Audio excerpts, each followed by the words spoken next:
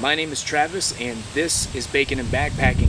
Today I'm going to be reviewing one of my favorite pieces of gear, the Helinox Chair Zero. I do have both colors that they have available. This has become one of my favorite pieces of gear that I take with me on trail. I'm going to go ahead and show you guys everything about it today. The old saying is, either be comfortable on trail or be comfortable in camp. Well, this product, you can do both. So let's get into it. All right, let's get into some of the technical specs on this chair. So first of all, the trail weight of the chair is 18 ounces. 1 ounce of that is the carrying case that it comes in. The seat and the material right here, this is made out of a 100 denier polyester. All of the poles are shot corded together and they are made up of an aluminum alloy. And then the joining hubs right here, these are made out of a product called nylon 66. So as you guys can see, there are two colors. There is the black and the gray. The weight capacity on these chairs is 265 pounds, and as you can see, they do sit 9 inches off the ground, and Helinox gives you a 5-year warranty on this product should anything go wrong. You've literally only got 2 parts. So you've got your seat, and then you've got your pole and support system. Easy enough right there. And then this even tells you guys, in case you don't know, which side goes up. You see it's got this reinforcement right here on the polyester. And you're just gonna hook that over the ends of the poles like this. And as you can see, it doesn't really take any manhandling or anything like that. And there's your chair. Just pop everything off, collapse all your poles. Well, let's discuss pros and cons real quick, guys. So first of all, if you're used to normal camping chairs or, the chairs in your house, the first thing you need to get used to is this thing sits 9 inches off the ground, okay?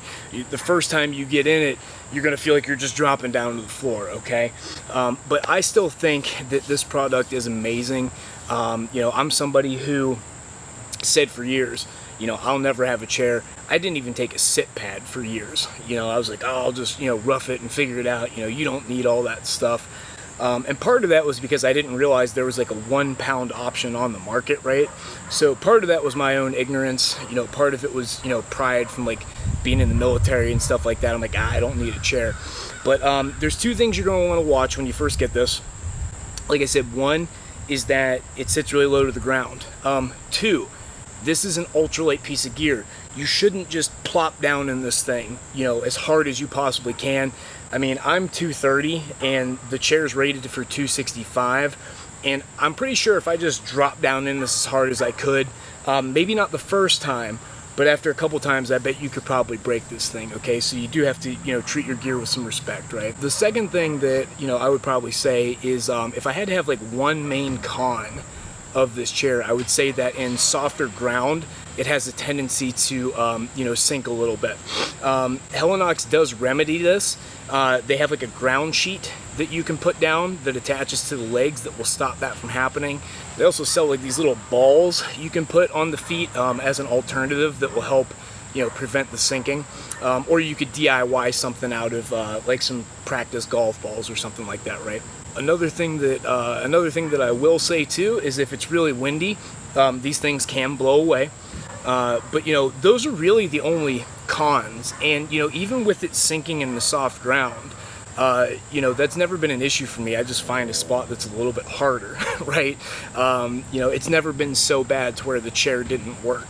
You're also going to want to put it on fairly level ground as well too, or it'll feel really unstable. But again, if in your campsite there should be some flat ground, right? So it's typically not an issue. I just want you guys to be aware of that it's not like a big 5 pound, like camping chair that you can just kind of put down anywhere, right? Like it does have its limitations. But overall, the pros are as follows. This thing is just flat out convenient. If you've been hiking for 4 hours and you've had a pack on that whole time, and you want to sit down and have lunch or have a snack or just take a break, it's better to be able to sit down in a chair than on the ground or a sit pad. It's just more comfortable. The main reason for that is just that back support, right, that you don't get from a sit pad. If you're a backpacker that's more into like the camping rather than hiking all day, and you spend like a lot of time in camp, you will really appreciate this thing, because you're going to be way more comfortable, you know, sitting around the fire, or just relaxing and schmoozing it up sitting in a chair than you are sitting on the ground or a log, okay? And that was the main reason that I switched over to it. You know, after sitting on a sit pad for a couple hours, you know, my back would kind of start hurting from no back support. So this is definitely a superior option there. I don't use a tent, I use a hammock. So I like to be able to set up my chair underneath the tarp on my hammock, and then I can still, you know, chill out. So this thing's definitely clutch. One of the best decisions I've ever made. They're $130, so they are pricey, but there's a reason why everybody uses them. They're literally the best, you know, type of product like this on the market, you know, as far as quality, durability, you know, and just overall effectiveness. This is the best product on the market today. I've been using mine for about 6 months now, and I liked mine so much that I bought the one that I'm sitting on right now for Sarah. If you guys are subscribed to the channel, you probably saw that in one of the previous videos where I surprised her with a chair at camp. Did you give me a chair? But overall, guys, I guess it comes down to this, you know, should you buy this product? And if you're looking to be more comfortable and, you know, enjoy being in camp or taking breaks more, then yes, absolutely, I can highly recommend this product. I have, you know, no sponsorship or no affiliate relationship with Helinox, and you know, I don't even make any money off of YouTube right now, so you know, I've got no skin in the game.